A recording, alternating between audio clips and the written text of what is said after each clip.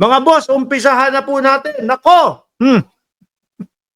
Ang dating Pangulong Duterte, eto, may ine-ebas ho, mga kababayan. Hindi naman daw sila kumbaga nakikipagkompetensyo sa mga Marcos. Ang unang-unang topic natin, mainit ho agad, no? Chef Vic Marinero, watching from New Orleans, Idol BBM. Salamat po at Norma Valeros at si Valentin Barbos. Game! Galit na galit. Time ako nagmotor. The last time na nagmotor, mahal po yung motorsiklo ng dating Pangulong Duterte. Mamahalin po yung motor noon. Kaya yung mga DDS na mahilig na, yung relos ni ganito, ganyan, bakit nakakabili? Si Benny Abante, bakit ganito yung mga sasakyan? Yung motor ng idol nyo, mahal din yun. Baka akala nyo panay kayo sita. Kami, hindi namin sinisita yan. Kasi naniniwala naman din ho kami na meron din niyang mga sari-sariling meron niyang mga sari-sariling mga negosyo na kaya din po. Tayo nga, simpleng mamamayan, simpleng Pilipino, kahit papaano. Meron tayong motor kahit papaano, no? Mura nga lang po, mga kababayan. Nakakabili din tayo nung kaya nilang bilhin. Sila pa ho kaya, mga bossing, no? Idol, ang gwapo mo. Paano ba maging pogi? Sabi ni Fernan. Busy. Nagpasalamat na lang po ako sa magulang ko. Dahil po, at sa Panginoon. Dahil po bigay nila yan Hindi ko po alam kung paano maging ganyan. Pero maraming salamat din po, Fernan. Dating Pangulo, banat ka na po. Wala na. Ang tao, hindi na nakikinig sa akin yan. Bakit? Kasi buti alam ng dating Pangulong Duterte na hindi na nakikinig ang tao sa kanya. No, bakit po dating Pangulo? Wala na akong power, matanda na ako. Nagkakay na ako, kaya the last time ako nagmotor. Yun lang po ba talaga ang dahilan, dating Pangulo? Baka po dahil nagsisinungaling kayo doon sa inyong mga mautog, sinasabi nyo, bumabatak ang ating Pangulo, sinisiraan nyo ang Pangulo, sinabi nyo ang Pangulo ay weak leader, tapos napatunayan ng sambayan ng Pilipino, bumabanat sa West Philippine Sea, tumitindig sa West Philippine Sea. Yung mga walang katotohanan po, baka yun po ang dahilan kung bakit po hirap na kayong pakinggan. Di ho ba, mga kababayan? Yung mga bintang na walang patunay, nakakabawas po ng apil yan. Nakakabawas po ng tiwala yan. Ako, yun po ang nakikita ko, dating Pangulo, kung bakit po, no, ang taong bayan, unti-unti na pong nawawalan ng gana na sumuporta sa inyo. Sabi nga po ni Gabriel Rivera, magpahinga ka na kasi, Diggs. Tuloy. Hindi ko na talaga kaya. Yung nagmotor po kayo, na mamahalin, ano po? 7 months ago, nagmotor ako uli. Kalakal pa man ako ng husto. Nung natumba ako,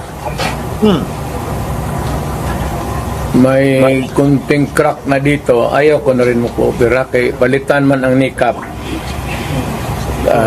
Sabi ko, Sandali, ano ba pag-uusapan natin? Yung na-disgrasya ang dating Pangulo o kung bakit wala nang nakikinig sa inyo? Sige nga, tuloy nyo pa po. katapos sabi ko, Dok? Mag-cane pa rin ako. Mag-cane ka. Ayaw na lang ko operahin. Mag-cane na lang ko. Mag-ano daw? Hindi ko naintindihan Mag-ano na lang daw siya. Sabi ni Elani Ibo, watching from Singapore. At si Just Vincent. Sugar cane na lang taan Mayor, Natumba ako mga 7 months ago. Pero ako, okay pa man sana ako. Magbaston, mag-cane. Di ko naintindihan ko. Kala ko, coke ang gusto. Kala ko gusto. Hindi ko naintindihan kasi yung cane. Hindi ko narinig yung cane. Kala ko, coke. Parang inisip ko, coke tuloy. Tatawa, hindi pa ako Hindi ako in hotel. Ang masakit pa, kaya nga nagmotor ako ng magaan. Yung 600 600cc, hindi po magaan yan, ha? 100 lang. 800 kasi ang 1,000, 1,100. Kahit po, mga kababayan, meron ako 900cc, 1000cc. Medyo may kabigatan po yung mga yun. Pero 600, mga kababayan, miski nga po yung Ninja 400cc, mga bossing, may kabigatan na yun eh. Oh. Pero yung 600, nag-uumpisa yan. Siguro nasa kalahating milyon. Yan, mga ganyan. Pero yung kay Tatay Digong, siyempre, baka tungtong ng milyon yan. Yung Honda na blue na ano. Wala ba, matagal na talaga. Pag ano ko, hindi ko nabawi sa ano. May, Sir, given the situation na may perceived na problema no, between the Duterte and the Marcos camp, ano yung advice mo sa mga tao who are wanting and who needed to hear your voice no, to bring back the people together? To all Filipinos now listening to me. Punta Opo. kayo Andito, saan po pupunta? kay Marcos lahat.